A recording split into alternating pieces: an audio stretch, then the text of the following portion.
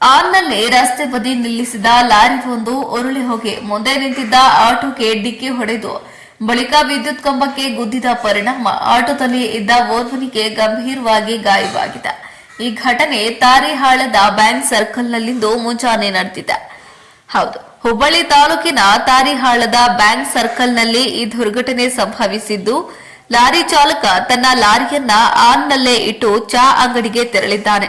ಈ ವೇಳೆ ಲೋಡ್ ಆಗಿದ್ದ ಲಾರಿ ಹಾಗೆ ಹುರುಳಿಕೊಂಡು ಹೋಗಿ ಮುಂದೆ ರಸ್ತೆ ಬದಿ ನಿಂತಿದ್ದ ಆಟೋಗೆ ಡಿಕ್ಕಿಯಾಗಿದೆ. ಈ ಘಟನೆಯಲ್ಲಿ ಆಟೋದಲ್ಲಿದ್ದ ಓರ್ವನಿಗೆ ಗಂಭೀರವಾಗಿ ಗಾಯವಾಗಿದೆ. 2 ಆಟೋಗಳಿಗೆ ಹಾನಿಯಾಗಿದೆ. ರಿಕ್ಷಾಗಳಿಗೆ ಡಿಕ್ಕಿ ಹೊಡೆದು ಹೋದ ಲಾರಿ ಮುಂದೆ ವಿದ್ಯುತ್ ಕಂಬಕ್ಕೆ ಡಿಕ್ಕಿಯಾಗಿದ್ದು ಭಾರೀ ಅನಾಹುತ ಒಂದು ತಪ್ಪಿದಂತಾಗಿದೆ. ಸ್ಥಳೀಯರ ಮಾಹಿತಿ ಮೇರೆಗೆ ಘಟನಾ ಸ್ಥಳಕ್ಕೆ ಹುಬ್ಬಳ್ಳಿ ಗ್ರಾಮೀಣ ಠಾಣೆಯ ಪೊಲೀಸರು ಭೇಟಿ ನೀಡಿದ್ದು ಪರಿಶೀಲನೆ ಕೈಗೊಂಡಿದ್ದಾರೆ. ಬ್ಯೂರೋ ರಿಪೋರ್ಟ್ ಸಂತೋಷ ಮೀದಾರ, ಹುಬ್ಬಳ್ಳಿ.